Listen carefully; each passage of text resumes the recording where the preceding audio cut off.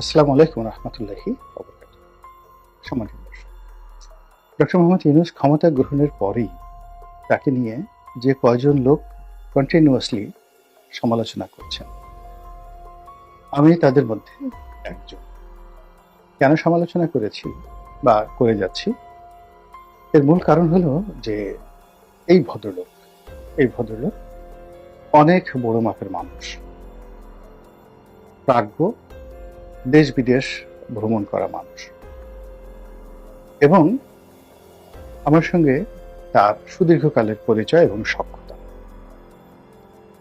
সমালোচনা করে সেই কারণে যে তিনি রাজনীতির ব্যাপারে উদাসীন এবং তার যে বাস্তব অভিজ্ঞতা সেটি নেই, এবং তিনি তার আপন কর্মে বেশ স্বাচ্ছন্দ্য অনুভব করেন। অর্থাৎ তিনি গ্রামীণ ব্যাংক চালান, এটাই তার ধ্যান জ্ঞান। তিনি দেশের বাইরে প্রচুর ভ্রমণ করেন, দেশের বাইরে তার টুকটাক ব্যবসা বাণিজ্য আছে, বিভিন্ন প্রতিষ্ঠানের তিনি উপদেষ্টা, বিশ্বের অনেকগুলো দেশে গিয়ে তিনি নিয়মিত মোটিভেশনাল স্পিচ দেন। এই কাজগুলো করে তিনি আনন্দ পান এবং এটি তার রক্ত মাংসের মধ্যে মিশে গিয়েছে। আমি সাধারণত ট্রাভেল করতে পারি না।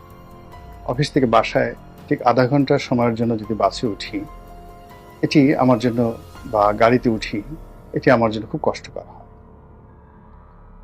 কিন্তু তিনি ভ্রমণ করতে পারেন। তার এই 86 বছর 88 বছর বয়সে তিনি যথেষ্ট ভ্রমণ করতে পারেন। এখন তাকে যদি বলা হয় আপনি আজকে ব্রাজিল যান, তারপর ব্রাজিল থেকে সাউথ আফ্রিকা আসেন, সাউথ আফ্রিকা থেকে অর্থাৎ দক্ষিণ আফ্রিকা থেকে আপনি আবার হরিয়ানা যান, ইন্ডিয়ার একেবারে উল্টো দিকে, তারপরে হরিয়ানা থেকে আপনি আবার ফ্রান্সে চলে যান, আবার ব্যাংককে আসেন, ব্যাংকক থেকে আবার আপনি ডেনমার্কে চলে যান। এর প্রায়, আমি যে রুটগুলোর কথা বললাম, ট্রানজিট মিলিয়ে 48 ঘন্টা এক একটা ভ্রমণে থাকবে।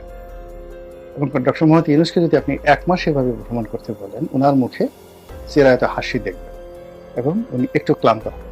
এটা ওনার অভ্যাস হয়ে গেছে। কিন্তু ওনাকে যদি বলেন টেকনাফে গিয়ে আব্দুর রহমান বদির সঙ্গে একটু বৈঠক করেন ঘণ্টাখানেক, তারপর রাজনৈতিক দলগুলোর সাথে একটু বৈঠক করেন, একটু নিউ মার্কেটে গিয়ে কাঁচা বাজারে গিয়ে কাঁচা বাজারের লোকজনের সামনে একটু বক্তব্য দেন, দেখবেন ভদ্রলোক হয়রান হয়ে গেছেন। তো এই যে তার যে রাজনীতি বিমুখতা, অথচ রাজনীতি দ্বারা তিনি ক্ষতিগ্রস্ত, আবার রাজনীতির প্রতি তার যে কামনা নেই, এটাও কিন্তু বলা যাচ্ছে না। তো এই কারণে যেহেতু তিনি একটা চেয়ারে বসে গেছেন, ওই চেয়ারটা ওয়ান ওয়ে ট্রাফিক, তিনি ইচ্ছে করলে ওখান থেকে যেতে পারবেন না। এবং তাকে তার এই যে চেয়ারে বসার পরিণতি, সেটা শুভ হোক অশুভ হোক, এই পরিণতি ভোগ করে সেখান থেকে যেতে হবে। তো কাজী তার একজন শুভার্থী হিসেবে, যেহেতু আমার যতটুকু অভিজ্ঞতা আছে, সেই অভিজ্ঞতা নিয়ে আমি তার সমালোচনা করছি এবং করে যাব, যেন তিনি সতর্ক হন। এতকাল যে সমালোচনা করেছে, সেই সমালোচনার এখন যে বাস্তব রূপ, সেই বাস্তব রূপ হলো ডক্টর মোহাম্মদ ইউনূসের অনেকগুলো সফলতা, এটা যেভাবে প্রকট হয়ে উঠেছে, আবার অনেকগুলো ব্যর্থতা সেটিও কিন্তু প্রকট হয়ে উঠেছে। তিনি যদি সফল হন, এবং সফল না হওয়া ছাড়া তার রক্ষা নেই, তিনি এবং তার যারা আত্মীয় স্বজন, তার যারা লোকজন, এমনকি গ্রামীণ ব্যাংকের একটা পিয়ন, ড্রাইভার, দারোয়ান থেকে শুরু করে গ্রামীণ ফোনের সকল কর্তা কর্মচারী এবং তার এই উপদেষ্টা মণ্ডলী এবং তাকে সমর্থনকারী যে সমস্ত লোকজন রয়েছেন, বিশ্বাস করেন এ সকল মানুষের কারোর পিঠের চামড়া থাকবে না যদি উনি ব্যর্থ হন। তো কাজী যারা তাকে সমর্থন করেছেন, তাকে ডেকে এনেছেন, তাদের সবার পবিত্র দায়িত্ব তাকে নির্মোহভাবে সমালোচনা করা এবং নির্মোহভাবে তার কাজের প্রশংসা করা।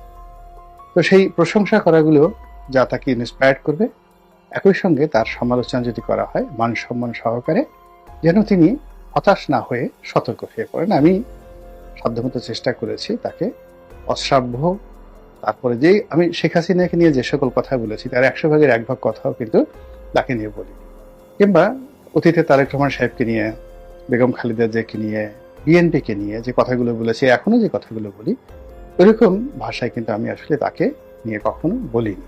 এর কারণ হলো তার যে বয়স, এই বয়সে অভিমানটা খুব বেশি হয়ে যায় এবং হতাশা মানুষকে খুব পেয়ে বসে তার এই বয়সে। তো সেই কারণে আমি ধীরে সয়ে তারপরে তার সমালোচনা করি, এক। দ্বিতীয়ত আমি কেবলই মাত্র তিনি ছাড়া অন্য কোনো উপদেষ্টা বা অন্যান্য যারা তার লোকজন রয়েছেন, যাদেরকে তিনি ইতিমধ্যে রিক্রুট করেছেন, সেটা দেবপ্রিয় বাবু বলেন, বদিউল আলম মজুমদার বলেন, আলী রিয়াজ সাহেব বলেন, তারপরে কামাল আহমেদ সাহেব বলেন, যাকে সাংবাদিকদের বা সংবাদপত্রের যে সংস্কার এই কাজে নিয়োজিত করা হয়েছে, তাদের সম্পর্কে একটা সিঙ্গেল সমালোচনা আমি করিনি এখনো পর্যন্ত। তারপর যারা উপদেষ্টা রূপে রয়েছেন, নাহিদ রয়েছেন, তারপরে নাহিদের সঙ্গে আর একজন আছেন, তো তাদের সম্পর্কে আমি কোনো কথা বলিনি। এর কারণ হলো ওনারা সবাই আমার যে জ্যেষ্ঠ সন্তান তার চেয়ে ৩-৪ বছরের ছোট। তো কাজেই ওই চেয়ারে বসে আছেন, আমি কেবলই তাদের চেহারার মধ্যে আমার সন্তানের প্রতিচ্ছবি দেখি। তো যার জন্য তাকে নিয়ে কি সমালোচনা করব?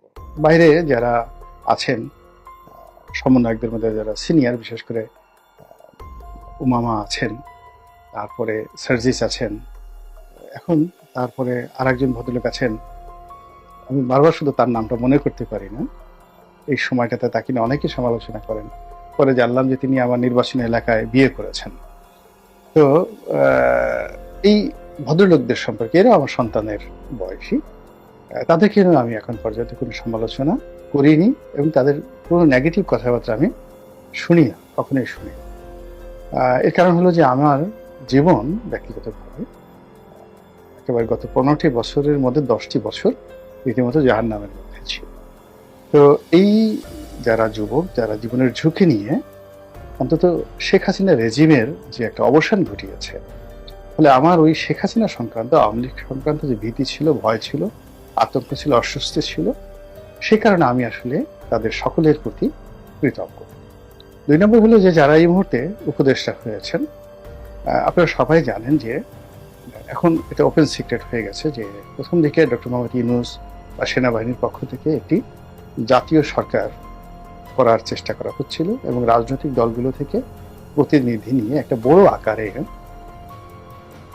সরকার পরিচালনা করার একটা চেষ্টা ছিল এবং সে ধরনের জাতীয় সরকার হলে রাজনৈতিক যারা লোকজন আছেন তারা অনেকেই অন্তর্ভুক্ত হতেন এবং সেখানে হয়তো আমিও হতাম, কিন্তু রাজনৈতিক দলগুলো সেটা গ্রহণ করেনি। এর কারণ হলো যখনই একটা জাতীয় সরকার গঠিত হতো, এই নির্বাচন করা থেকে শুরু করে বর্তমান যা কিছু হচ্ছে সবকিছুর জন্য সেই জাতীয় সরকার দায়ী হতো এবং রাজনৈতিক দলগুলো এখন যেভাবে কথা বলছে ওভাবে বলতে পারেনি। তো যেহেতু রাজনৈতিক দলগুলো স্বল্পতম সময়ের জন্য 1 বছর 2 বছরের জন্য ক্ষমতা পেতে চায় না, তারপরে যাকে বলা হয় উপদেষ্টা হওয়ার জন্য রাজনৈতিক দলগুলোর, বড় বড় দলগুলোর কারোরই ইচ্ছা ছিল না, তাহলে তো তারা প্রস্তাব গ্রহণ করত। অন্যদিকে আমরা যারা নির্বাচিত হয়ে সংসদ সদস্য হয়েছি, রাষ্ট্রীয় ক্ষমতা ভোগ করেছি, ফলে আমরা এটার সৌন্দর্যটা জানি, আরাম আয়ের জানি, আবার এটার বিরোধ এবং বিপত্তি জানি। এখন যারা এই অল্প সময়ের জন্য 1 বছর 1.5 বছর বা 3 মাস 6 মাসের জন্য হন, মূলত তাদের সবারই আর রাজনৈতিক ক্যারিয়ার থাকে না। এবং আপনি দেখেন অতীতে যারা এই তত্ত্বাবধায়ক সরকারের উপদেষ্টা হয়েছেন, তারা কেউ কিন্তু আমাদের সমাজে ওয়েল অ্যাকসেপ্টেড হননি, কিন্তু তারা সফল হয়েছেন, কিন্তু তারপরেও এই সমাজ তাদেরকে গ্রহণ করেনি। তো সেই ক্ষেত্রে যারা উপদেষ্টা হয়েছেন তাদের জন্য মূলত আমার